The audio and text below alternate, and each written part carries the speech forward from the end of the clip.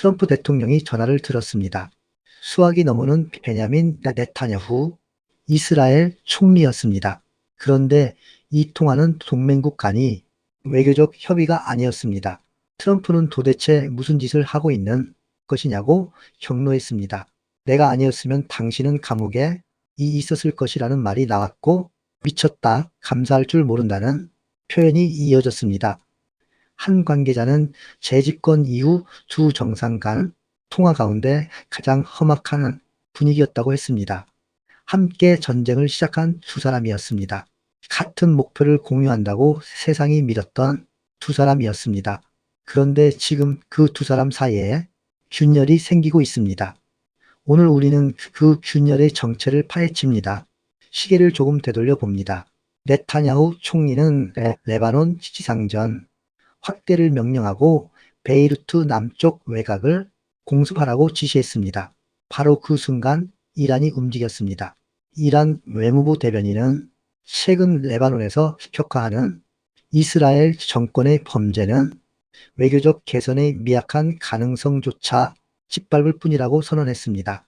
이란이 미국과의 협상 중단을 시사한 겁니다. 트럼프는 즉각 반응했습니다. 트럼프는 마치 이란의 편인 것처럼 행동했습니다.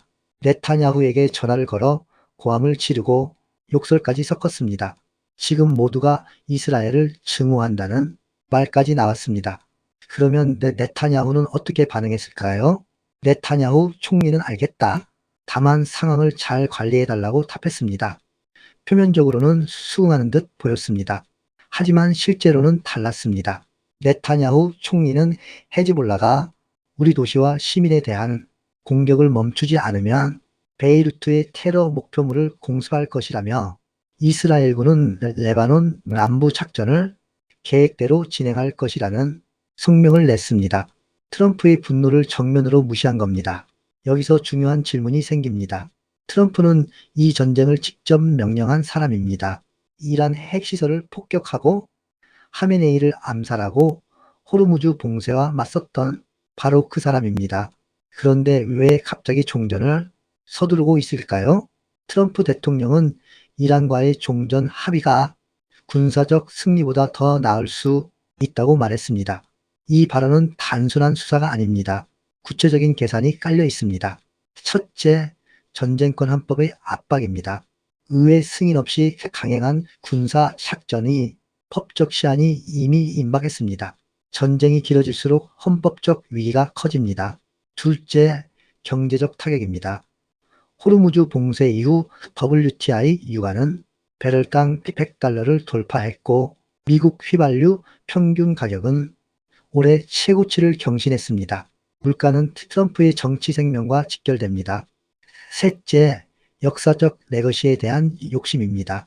트럼프는 이란과 핵 프로그램, 호르무즈 해협, 개방 문제 등을 논의할 30일간의 협상을 시작하는 내용의 종전 의향서를 준비 중이라고 네타냐후에게 직접 설명했습니다. 전쟁을 끝낸 대통령이 되고 싶은 겁니다. 트럼프는 일주일 내 종전 양해각서가 체결될 것이라고 낙관론을 폈습니다. 트럼프에게 이 전쟁은 이제 빨리 끝내야 할 숙제가 됐습니다. 그런데 네타냐후는 왜 멈추지 않는가? 반면 네타냐후의 계산은 완전히 다릅니다. 트럼프에게 중요한 것은 핵 문제 해결과 호르무즈 해협 개방, 그리고 전쟁의 정치적 종결입니다. 그러나 네타냐후에게 가장 중요한 것은 헤즈볼라 제거와 이란의 지역 영향력 약화입니다. 헤즈볼라는 이스라엘에게 단순한 민병대가 아닙니다. 이스라엘 북부를 직접 위협할 수 있는 군사 세력이고 다음 전쟁의 씨앗입니다. 네타냐후는 지금 이 창이 열려있는 동안 완전히 제거하려 합니다. 네타냐후의 목표는 이란의 군사 정치 산업 능력을 한 세대분 후퇴시키고 가능하다면 이스라엘을 위협하지 않는 정권으로의 교체까지 이끌어내는 것이었습니다. 네타냐후가 직접 트럼프에게 지금 행동하지 않으면 비용이 더 커진다. 이란이 미사일을 더 생산하기 전에 타격해야 한다는 논리를 내세웠다는 보도도 있습니다. 트럼프는 딜을 원합니다. 네타냐후는 선멸을 원합니다. 이것이 균열의 본질입니다. 그리고 여기서 더 충격적인 사실이 있습니다.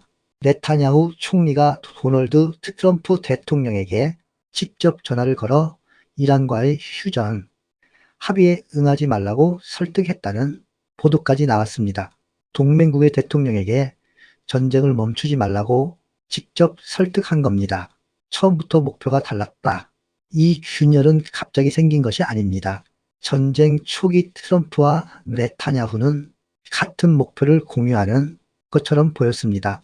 그러나 협상이 가까워질수록 두 사람의 전략적 목표가 서로 다른 방향으로 움직이기 시작했습니다. 트럼프는 이란을 굴복시키는 것으로 충분합니다. 하메네이는 죽었고 핵시설은 파괴됐습니다. 이제 협상 테이블에서 이기면 됩니다. 그것이 트럼프가 원하는 딜입니다. 하지만 네타냐후에게 이것은 완전한 승리가 아닙니다. 헤즈볼라가 살아있고 이란의 지역 영향력이 온전히 남아있는 한 이스라엘의 안보는 다음 전쟁을 기다릴 뿐입니다.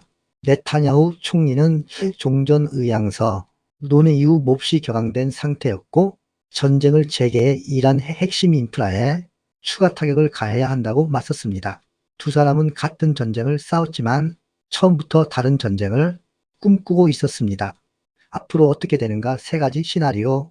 지금 이 시점에서 중동 전쟁은 세 갈래 길 앞에 서 있습니다. 시나리오 1, 트럼프가 이긴다.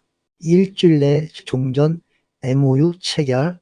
트럼프는 다음 주 내 이란과 휴전 연장 및 호르무즈 해협 재개방에 합의할 수 있을 것이라고 밝혔습니다. 만약 이 합의가 성사된다면 트럼프는 이란 핵을 막은 대통령이라는 역사적 레거시를 얻습니다. 네타냐후는 배제되고 이스라엘-레바논 전선은 별도로 관리됩니다. 시나리오 2 네타냐후가 이긴다. 협상 파열, 전쟁 재개, 이스라엘이 레바논 공세를 멈추지 않고 이란이 협상 테이블을 떠나는 경우입니다. 트럼프는 다시 강경 모드로 돌아갈 수밖에 없습니다. 전쟁은 더 길어지고 더 넓어집니다. 시나리오 3 진짜 결별, 미국이 이스라엘을 압박하기 시작한다. 트럼프가 이란이 협상 중단을 통보해도 우리가 폭탄을 퍼붓는 건 아니라고 말했고 종전 합의가 군사적 승리보다 나을 수 있다며 대화에 무게를 두었습니다.